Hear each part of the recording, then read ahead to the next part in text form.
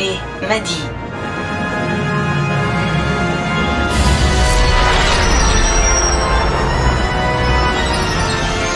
Faucon Millennial, le podcast le plus gauchiste de la galaxie. Bonjour ou bonsoir à toutes et à tous et aux autres et bienvenue dans Faucon Millennial, le podcast le plus philosophique de la galaxie. Je suis Grushkov et je serai votre capitaine aujourd'hui, accompagné de mon équipage composé de Adrien. Salut Tuki. Bonsoir. Et Maddy. Bonsoir. Alors, quoi de neuf, mes bébés galactiques? Qu'est-ce que vous avez fait de beau? Adrien, on sait. Si tu veux, tu peux dire ce qui s'est passé de beau dans ta vie récemment. J'ai acheté Final Fantasy Remake et Rebirth. Et c'est très bien. Comme je te le disais par message, en fait, c'est vraiment un jeu de rôle, le tour par tour, mais camouflé avec un système de combat en temps réel. Et je trouve ça cool. Et tout ça, c'est un camouflage pour une histoire d'amour gay. Eh ben, c'est ce que j'allais dire. Je trouve que tous les personnages, masculins comme féminins, sont giga sexy. Et j'ai envie de... Bip de censure. Voilà, acheter un livre. Je pensais pas que ça irait là-bas. Je pensais que t'allais dire, ils sont tous queer coded et j'étais en mode, oui, il a raison. Non, je veux juste... Bip de censure. Non, mais... Alors, non, mets ça dans le bêtisier. Il a subu sous un paywall. Non, mais faut que j'arrête ces conneries, parce que j'ai des étudiants qui peuvent tomber sur mes podcasts maintenant. Ah oui, c'est vrai. Donc non, j'assume plus. Comment ça, monsieur Desbarres, vous aimez bien? Bip de censure. En plus, c'est très drôle parce que je pensais que t'allais parler de Predator, mais bon, ok. Eh oui. Non, mais attends. Tu veux lui... Bip de censure. Tu pourras couper. Bon courage pour le montage. Tiens, putain de merde. Et en plus de Final Fantasy, j'ai été voir Predator Badlands, qui est... Et Marie, pourquoi je t'appelle Marie? Tu t'appelles pas du tout Marie? Ah, Marie. Tu t'appelles absolument pas du le tout retour Marie. de la Bible. C'est vrai.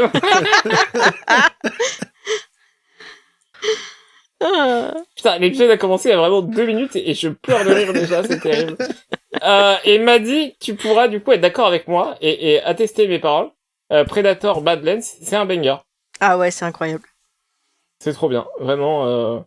Allez voir ce film, c'est vraiment le film de cette fin d'année, je pense. Si vous avez le temps et l'argent, let's go. Très bien, Maddy, du coup, la même chose ou quoi d'autre de neuf? Très bien.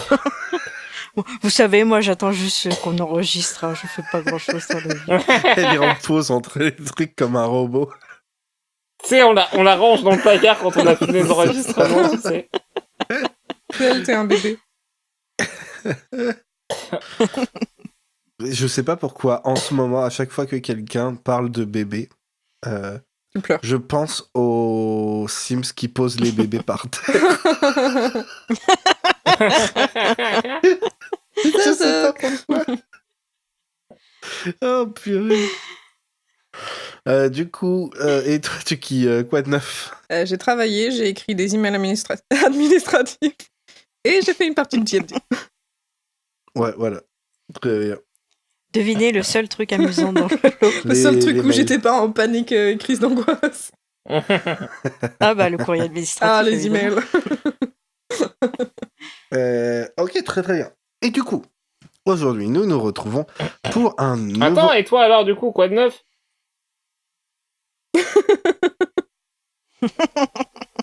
Quand même, qu'est-ce que t'as fait de beau cette semaine? Est-ce que Dispatch c'est bien? Parle-en, vas-y. Ah ouais, c'est trop bien. C'est trop bien. Du coup, est-ce que je peux enchaîner? Ouais, parce que j'aimerais bien manger, là. C'est vrai. Nous nous retrouvons du coup aujourd'hui pour un nouveau format d'émission proposé par notre Adrien adoré. Alors, Adrien, est-ce que tu peux nous expliquer ce nouveau format? C'est quoi l'idée? Alors, à la base, j'avais vu ça dans un TikTok qui était fait par une personne qui disait qu'il fallait normaliser les soirées PowerPoint avec ses potes. Et du coup, je vous en ai proposé une et on s'est dit qu'avec le format du podcast, un PowerPoint, c'était pas évident.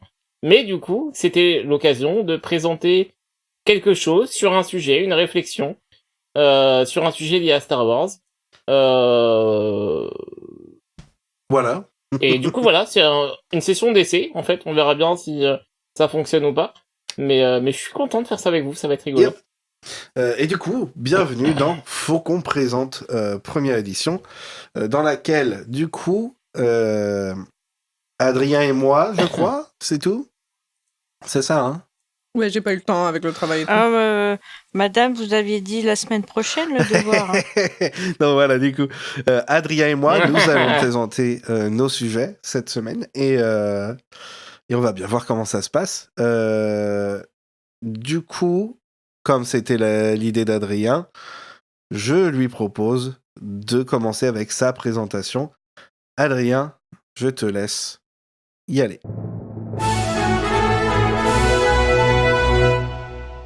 Merci Grushkov, merci chers collaboratrices, et merci aux milliers d'auditoristes qui nous écoutent depuis leur motojet, speeder et autres aéronefs. Je suis Adrien, vous me connaissez très certainement pour mes takes claqués tels que C3PO et le demi-frère de Luke et Leia, pour mon single multi-récompensé aux Outini Awards Boba Fett, ou pour ma fascination pour tous les petits trucs dont tout le monde se fout, genre la place de l'eau dans la galaxie. Aujourd'hui, j'aimerais bien vous parler d'une espèce encore trop méconnue aux yeux de tous, et pourtant le créateur sait à quel point on les aime dans ce podcast. Je veux bien entendu parler des Gungans. Alors, vous le savez, hein, je ne suis pas spatiozoologiste ni même exovétérinaire. Non, je ne suis qu'un modeste monster lover qui aime chercher du sens dans les choses qui n'en ont pas forcément.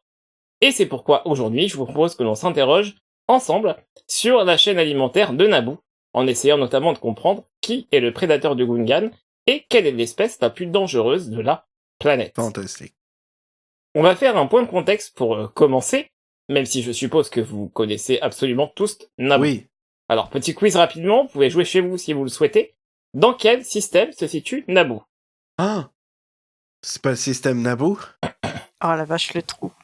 C'est pas le système Naboo, c'est si, attends, mais si, c'est le système Naboo. C'est complètement le système Naboo, j'ai écrit des bêtises dans mes notes. Est-ce que c'est pas En le fait, c'est le secteur système de Naboo Chomel? dans le secteur Chomel. Je le savais. C'est ça, j'avais écrit ça. Il est sur c'est même dans le Wikipédia. grid. Comment?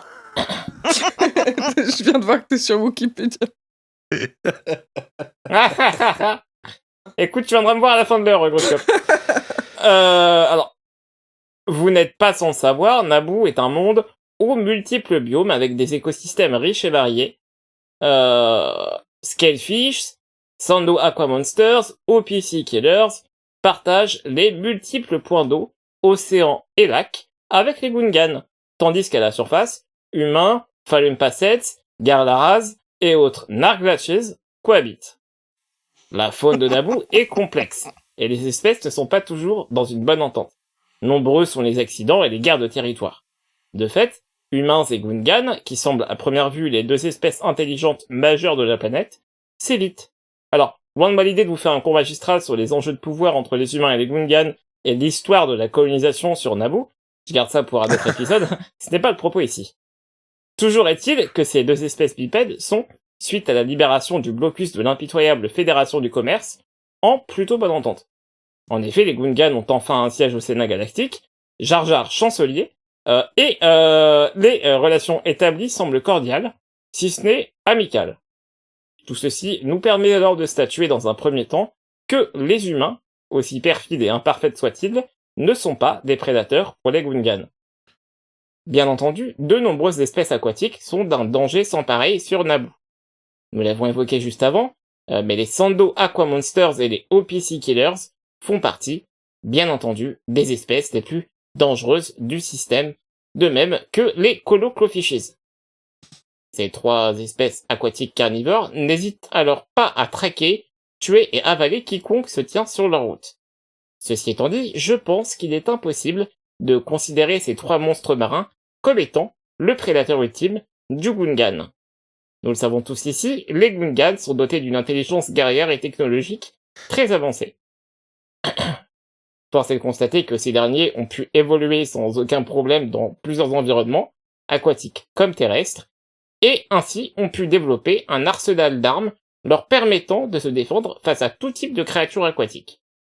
En effet, les Bongo Submarines sont le fruit d'une technologie particulièrement avancée qui ont pu permettre aux Gungans de se mouvoir à travers les multiples villes aquatiques qu'ils ont bâties au fil des âges et dont Otogungan est la capitale militaire, économique et bien évidemment culturelle.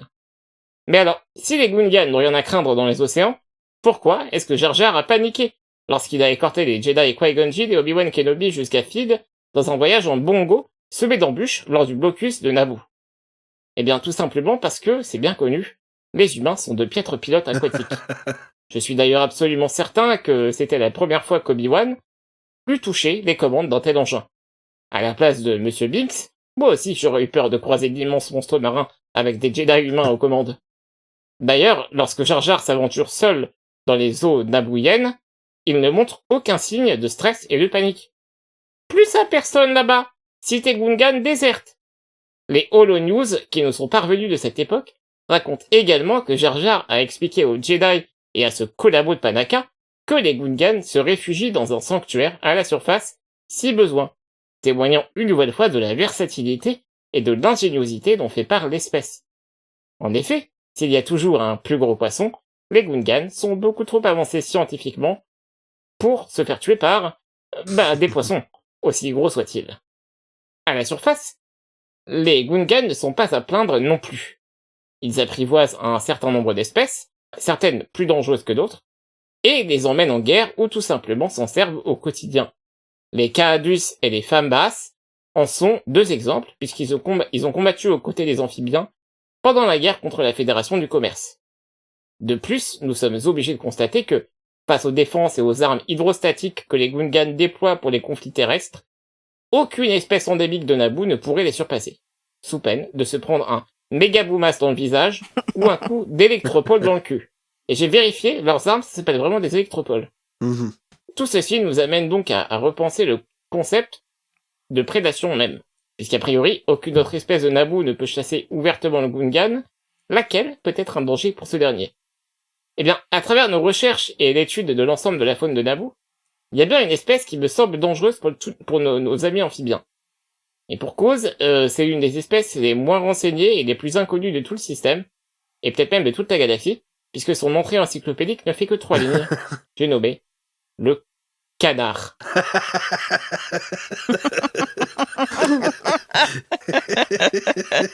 Semblant venir tout droit d'une galaxie lointaine, le canard est une des rares créatures de Naboo à être autant à l'aise dans un environnement marin que sur Terre. Bien entendu, le canard ne rivalise pas avec les talents martiaux et technologiques des Gungans. D'ailleurs, l'expression « sitting duck » pour qualifier quelqu'un ou quelque chose de cible facile est très populaire sur Naboo. Le collabo de Captain Padaka est connu pour l'utiliser très régulièrement. De fait, pour l'ensemble des espèces habitant sur Naboo, le canard n'apparaît pas comme un danger. Toutefois, et vous le savez, ce n'est pas l'habit qui fait le Jedi, et c'est justement pour ça que le canard est dangereux. Maladie, empoisonnement de l'eau à cause des déjections, grippe aviaire, personne sur Naboo ne se doute des dangers que peuvent constituer le canard. D'autant plus que cet animal à bec est très peu présent sur les databases. Il passe inaperçu, tapis dans l'ombre, attendant le bon moment pour anéantir quiconque se tiendra devant lui, Gungan comme humain. Pour conclure, je dirais que si le Gungan est vraisemblablement l'espèce la plus intelligente et la plus armée de Naboo, le seul danger auquel il fait face réside en ce curieux oiseau, qui, malgré son apparence mignonne et ses coins-coins attendrissants, constitue pour l'amphibien la seule et unique menace fantôme. Merci.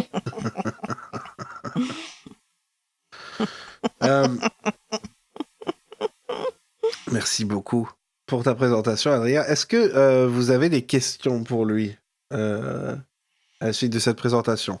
N'hésitez pas, hein. Vraiment, allez-y. Ouais, je vais commencer. Je vais dire que je trouve que alors c'est très recherché évidemment, mais je me demande, Adrien, si il n'y a pas plusieurs moments où tu imagines la réalité plutôt que de l'observer en tant que observateur scientifique. À un moment, tu décides de dire que si Jar Jar a peur des grosses créatures dans l'eau, c'est parce que ce sont des humains qui sont aux commandes. Le problème, c'est que peut-être pas. Qu'est-ce qui nous dit que c'est ça qui cause sa panique? Il a l'air non pas d'avoir Eh peur bien, de la façon dont ils conduisent, sachant que nous ouais. savons de sources sûres que lui-même conduit très très mal, puisqu'il a cassé la limousine de Boss Nass. Alors,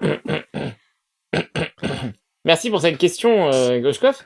Alors, il faut savoir que à plusieurs reprises, Jar Jar Binks est connu pour comme étant effectivement un piètre pilote, mais également extrêmement confiant dans ses capacités à nager, notamment lorsqu'il rejoint seul la ville d'Otogunga et se rend compte que tout le monde est parti. Il y va seul, en nageant, et en remontant, en étant absolument oui, pas mais stressé.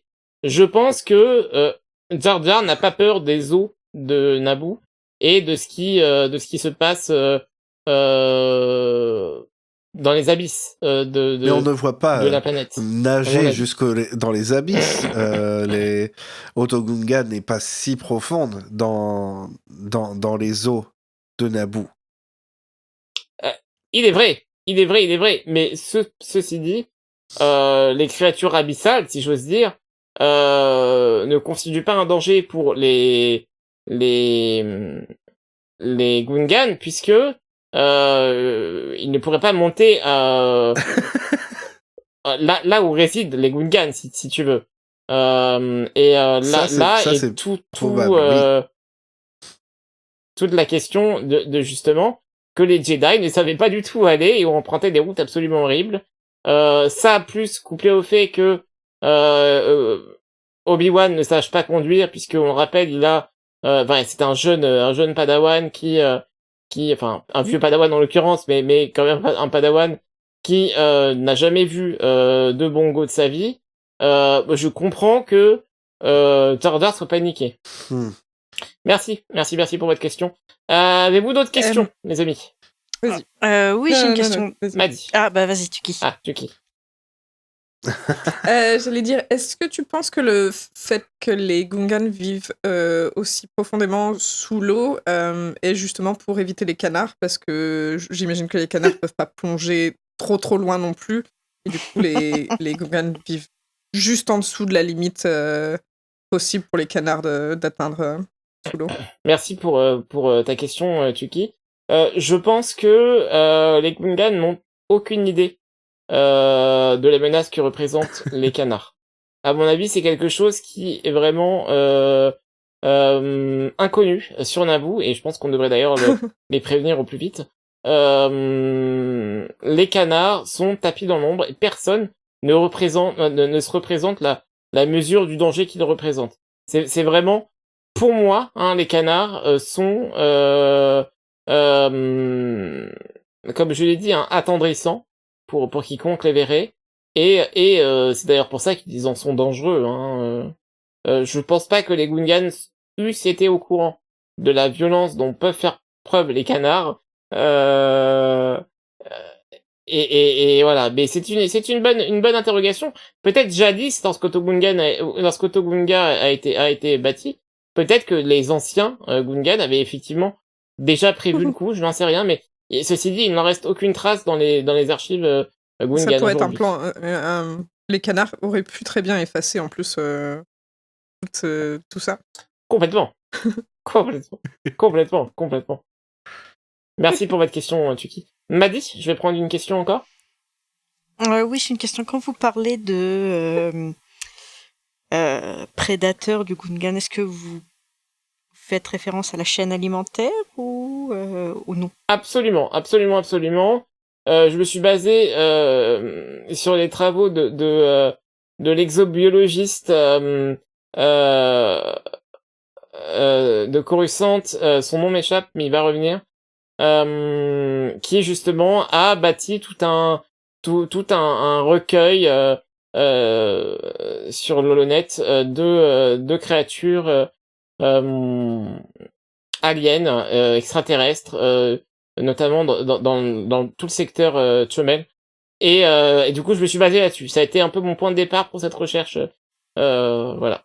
D'accord, et vous n'avez pas trouvé de témoignages de créatures,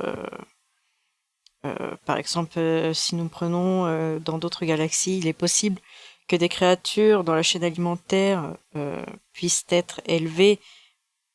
Par exemple, les humains, ils sont considérés comme au sommet de la chaîne alimentaire, mais ça arrive qu'ils soient victimes de prédation de la part d'autres espèces, notamment carnivores. Est-ce que il y a des témoignages de Gungans ayant été attaqués ou consommés par un prédateur de Naboo? Bien sûr, il arrive des accidents, si je puis dire. Hein. Je pense qu'on peut plus les qualifier comme ça, plus qu'autre chose. Mais oui, il arrive des accidents, hein, notamment avec les Kaadus, hein, qui sont des créatures que les Gungans comment que les Gungans, Il s'est perdu. j'essaie de chercher, mais oui, je me suis perdu parce que je retrouve pas Tout s'effondre. je retrouve pas tout s'effondre. Mais en l'occurrence, les Gungans, il arrive effectivement très souvent qu'il y en a qui meurent dans notre souffrance, mais c'est en dehors de la chaîne alimentaire, quoi. Je pense que la chaîne alimentaire, en fait, justement, aucune ne fait mention du canard. Il faut savoir que dans notre galaxie lointaine, très lointaine, aucun canard n'a été recensé en dehors en tout cas n'a été observé, pardon, en dehors de Naboo. Hein, c'est vraiment une espèce endémique à Naboo, a priori. Et de fait, personne, j'ai envie de dire, ne le sait. Mais les canards sont extrêmement dangereux. Bah, ça, c'est le cas aussi dans notre vrai monde à nous. Hein. C'est notre vrai monde. Oui. Non, mais je veux dire, voilà, que tout le monde fasse attention quand vous allez dehors. Juste les canards, quoi. Les canards, voilà. Merci à vous pour vos questions, pour vos remarques, ma foi, fort constructives. Très heureux d'avoir pu vous présenter cette terrible menace qui existe sur Naboo. Hein. Merci à vous. Merci à toi, Adrien. Et du coup, on va enchaîner avec ma propre présentation.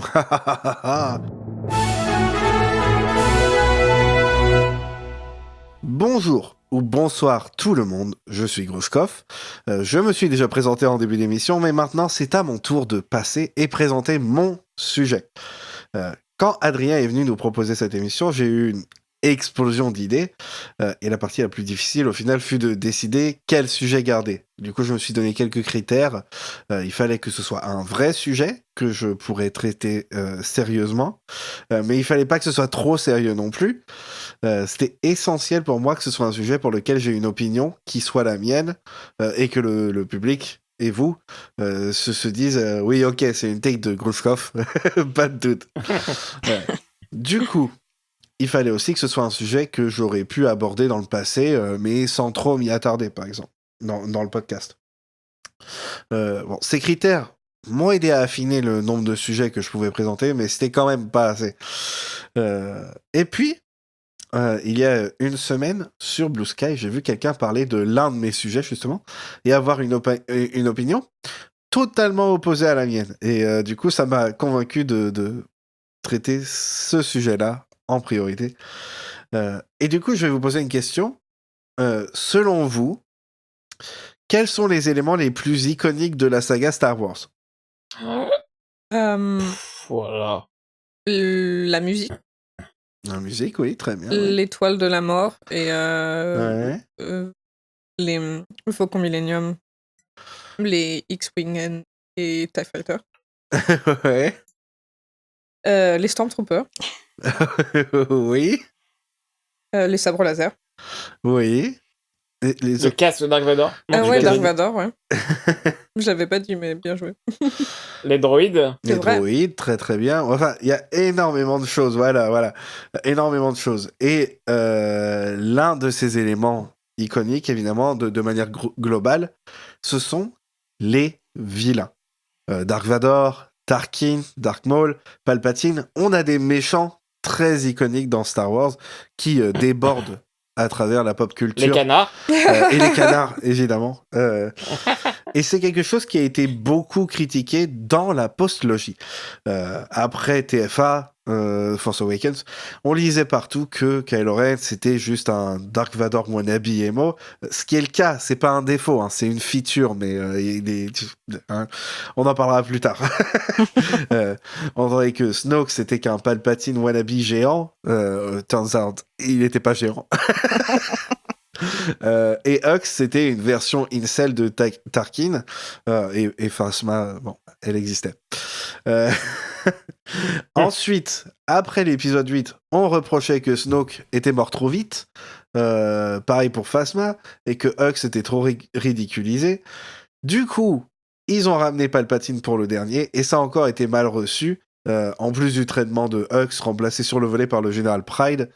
Et la rédemption de Kylo Ren, alors là, oh. Mais rien de tout ça n'est comparable au grand et puissant Chevalier de Ren. Comment oublier leur incroyable caméo dans une vision de force dans TFA, créant spéculation pendant 2 ans, puis 2 autres années, parce qu'ils sont simplement mentionnés une fois dans TLJ, et puis enfin être inclus dans Rise of Skywalker. Une inclusion, somme toute, glorieuse. Après tout, comment oublier ce moment où ils entourent Kylo Ren faisant reforger son masque par un chimpanzé? Tout le monde se souvient aussi du moment où ils apparaissent dans une rue sur Kijimi et ne font rien. Et évidemment, le plan 2 sur un rocher dans le désert de Passana. Enfin, voilà, c'est iconique.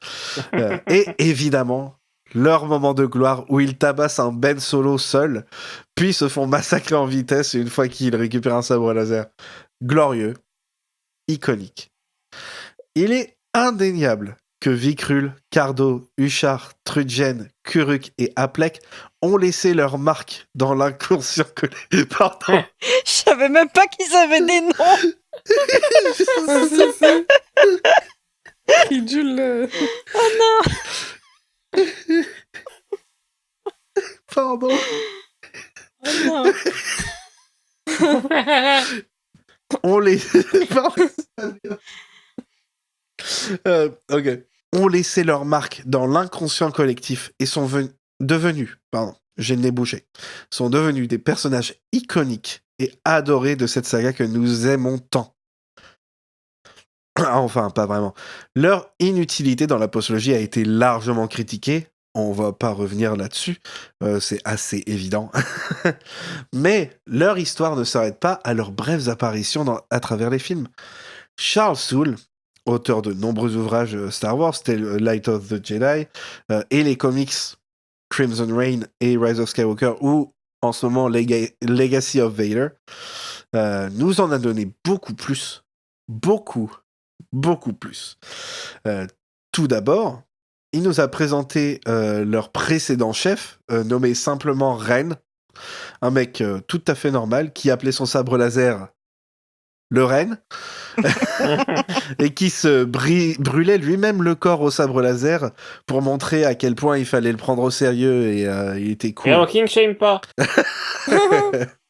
Du coup, évidemment, l'une des premières interactions entre Ren, ses chevaliers, et le jeune Ben Solo, alors poursuivi par des Jedi assoiffés de vengeance, ça c'est aussi un sujet pour une autre fois, c'est évidemment de décider de lui faire un makeover.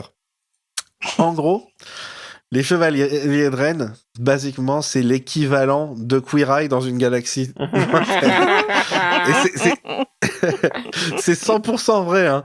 Il y a Ben Solo qui arrive parce que Snoke lui a dit va aller voir eux, ils peuvent t'aider. Et du coup, il y va, et puis il dit putain, t'as vu comment t'es habillé, tu pues la merde, allez, vas-y, viens, on va te trouver des vrais fringues. C'est réel, 100% réel. Et au final, cette caractérisation sera littéralement leur caractérisation en général, très consistante à travers les comics écrits par Charles Soule. D'ailleurs, je crois que c'est le seul auteur à ma connaissance qui ose faire des trucs avec eux. Et genre, il les met partout, hein, comme je disais. On les a vus d'abord dans Rise of Kylo Ren, puis après dans son crossover Crimson Reign et tout ça, dans la guerre des Bounty Hunters, tout ça. Et même maintenant, dans Legacy of Vader, ils sont partout où Charles Soule va.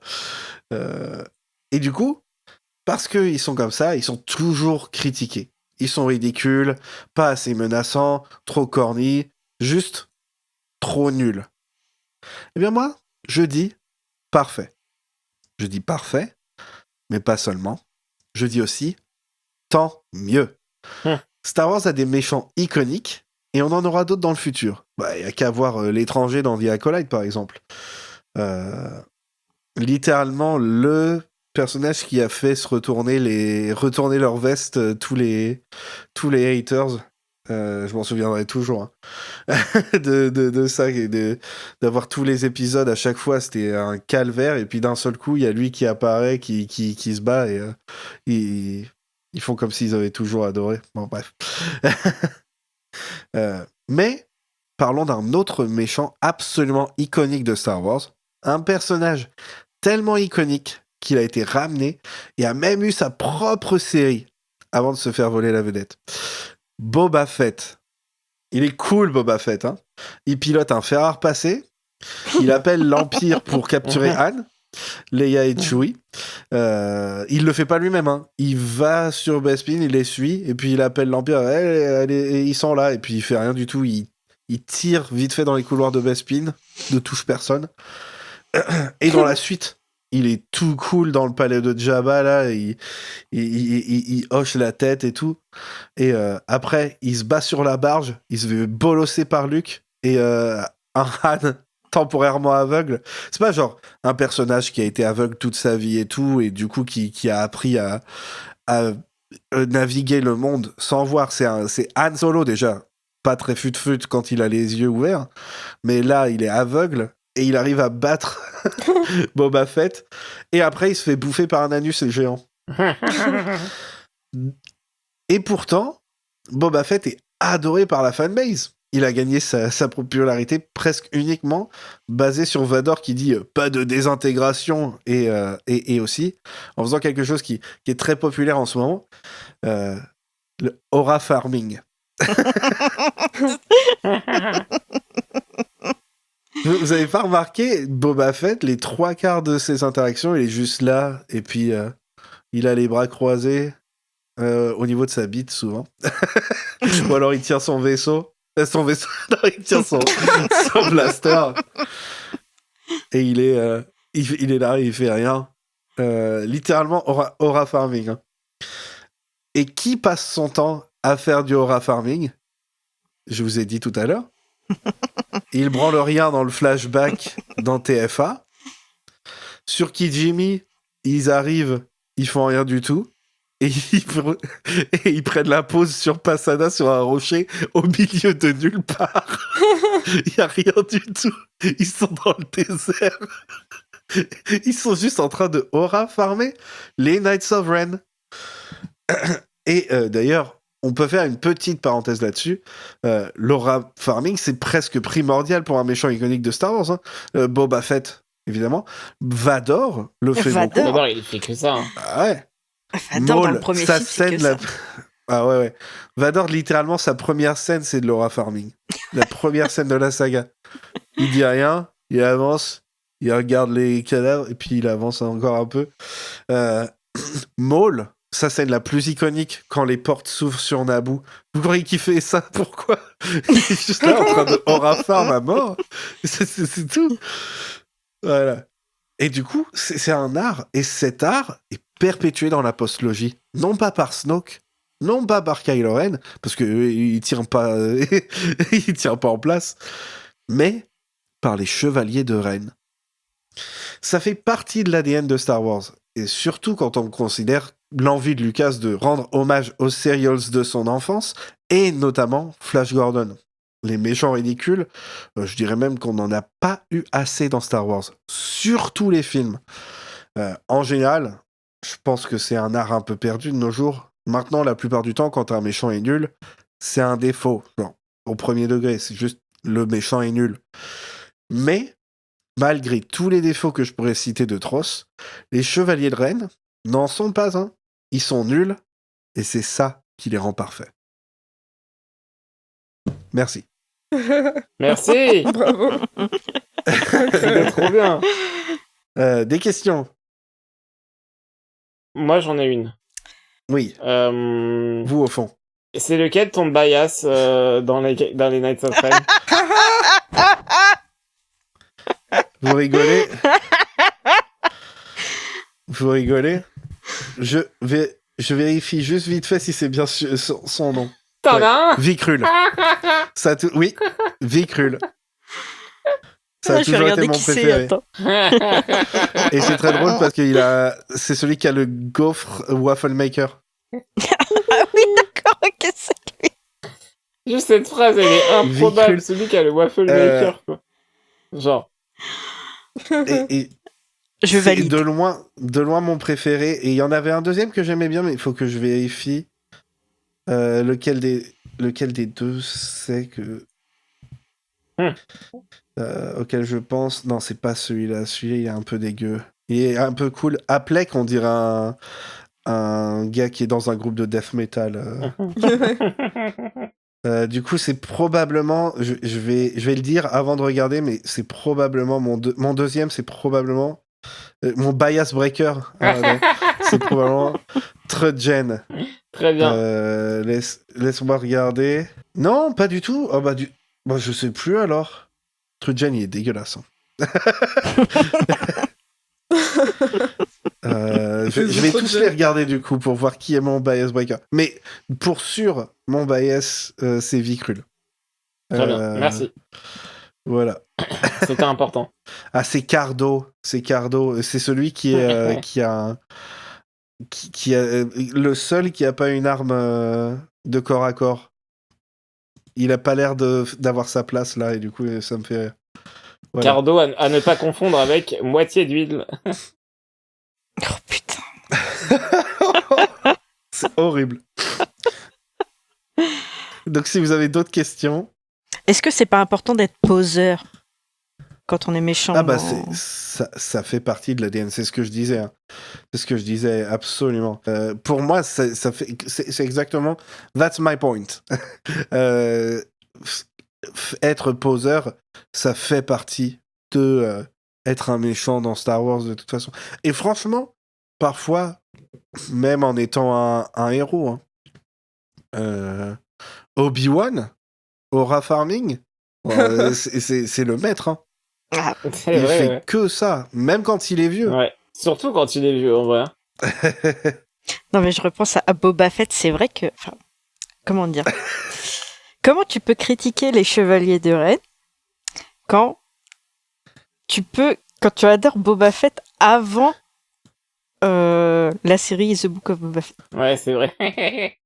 En fait, c'est surtout ça, c'est ce côté double standard vraiment, parce que oui, il a une importance dans le plot, bah oui, ok, bah les Chevaliers de Ren aussi, hein, même s'ils se font botter le cul, ils sont quand même globalement importants dans le truc.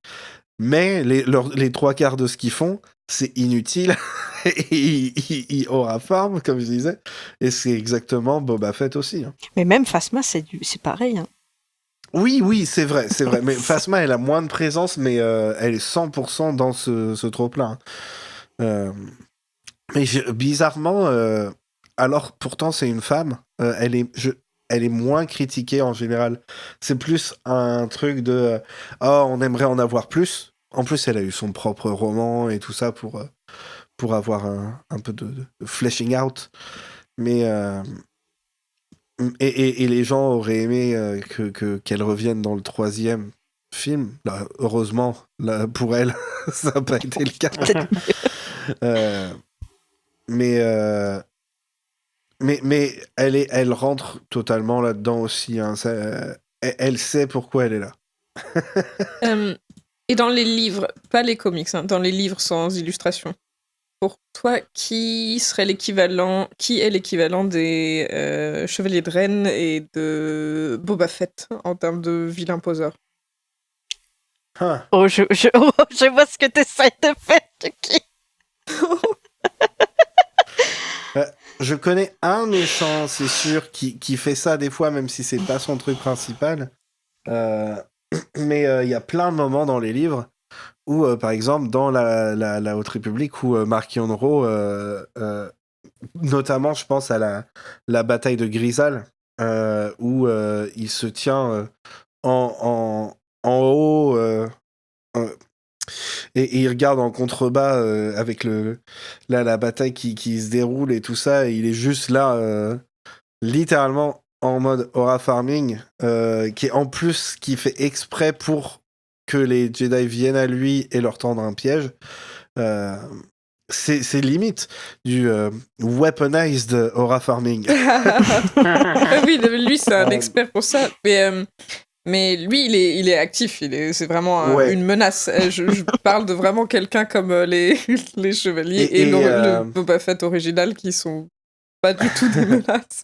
Mais c'est ça le truc, c'est qu'en général, j'ai l'impression qu'il se donne moins la possibilité d'avoir un personnage qui aura farm parce que ça rend pas aussi bien en livre.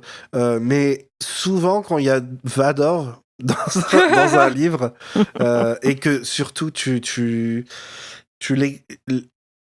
as l'expérience le point de vue de quelqu'un qui voit Vador, les 3/4 du temps, c'est ce qu'il fait. Mais il est quand même actif. Donc, c'est plus un côté poseur, même quand il est dans l'action, que vraiment juste rester là et prendre la pause et, et juste laisser son impression comme ça. Si je réfléchis, peut-être dans les Legends, je suis pas sûr que... Non, je parlais du canon. Ouais. Mais oui, c'est plus difficile à faire par écrit. Mais est-ce que tu...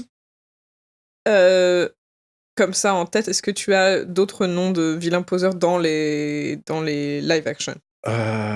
J'y ai pas trop pensé. C'est vrai que moi, j'ai pensé au plus grand.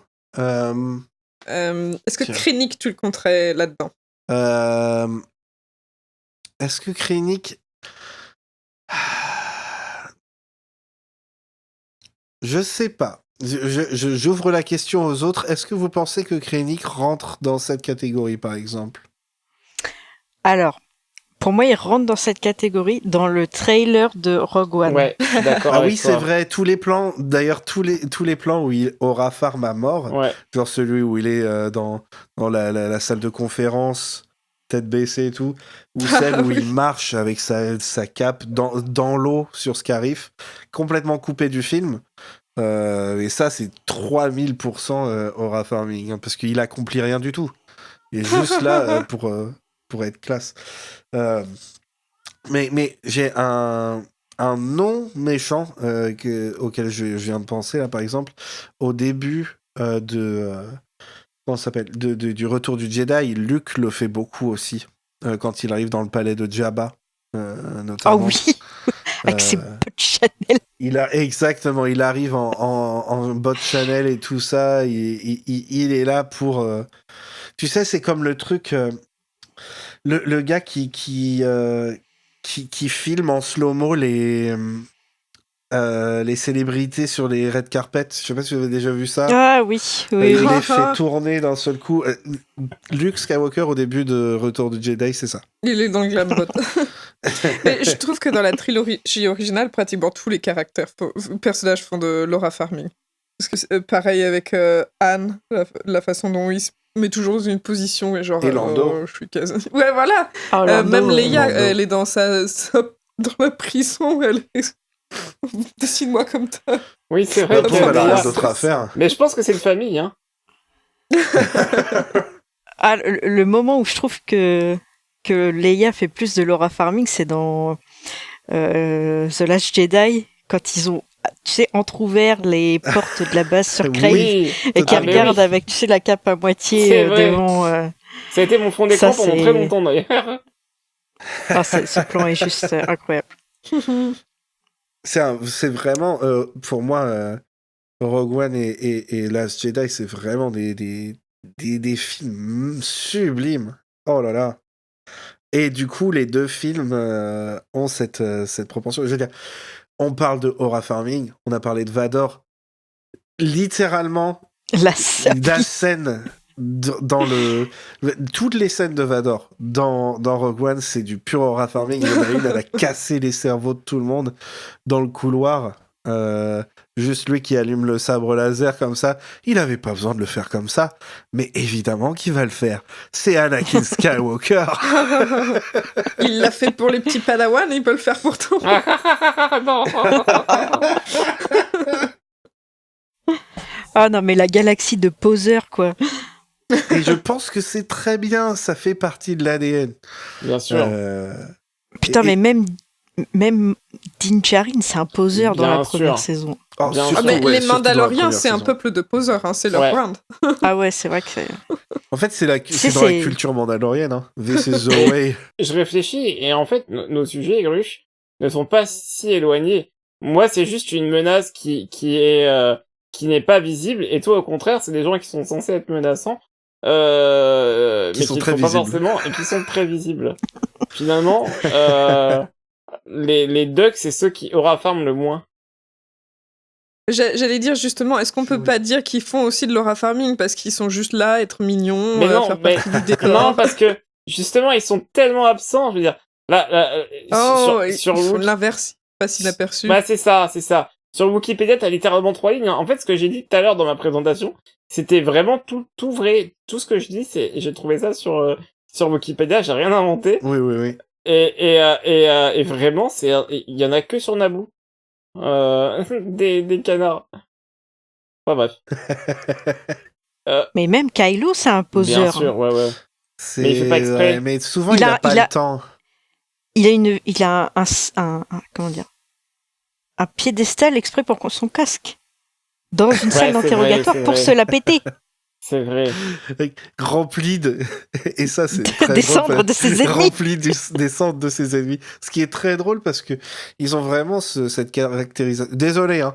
On est parti très très loin des trucs, des présentations là, mais c'est très drôle la caractérisation complètement éclatée de Kylo Ren entre ce qu'on te montre et ce qui est écrit dans les trucs, les sources supplémentaires, genre les guides et tout.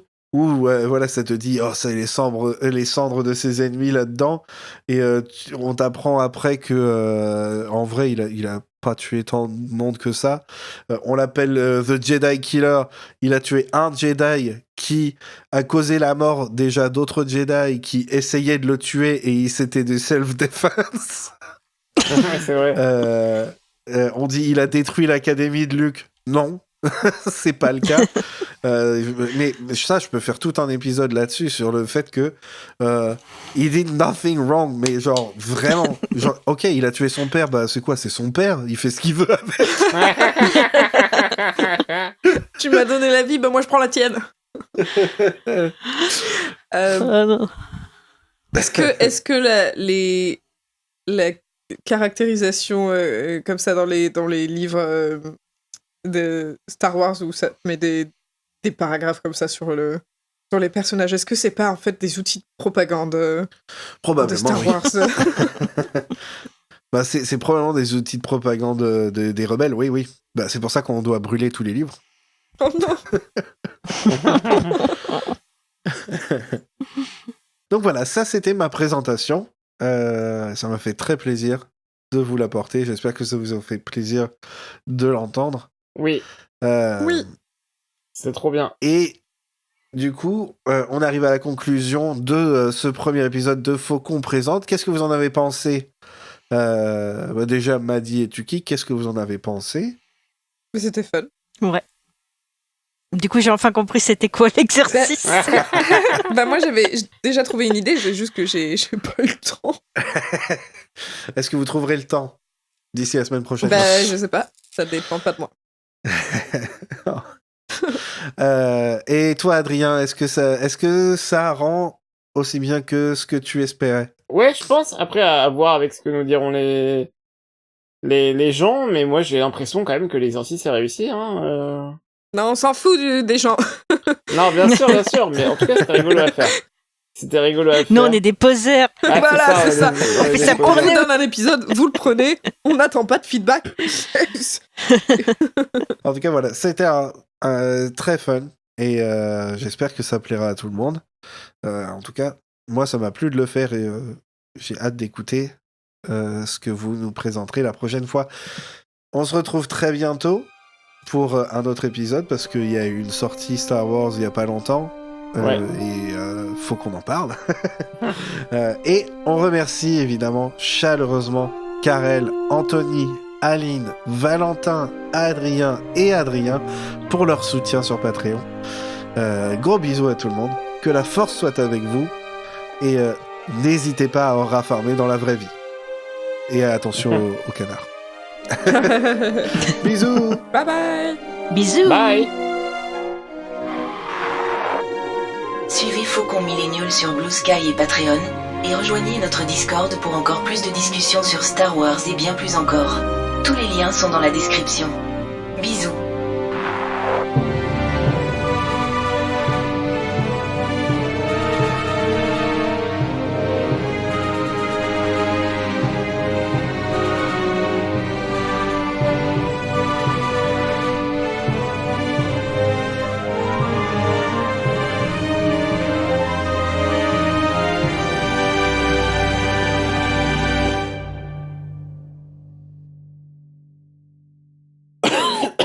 Je suis en train de tousser comme un gars qui tousse.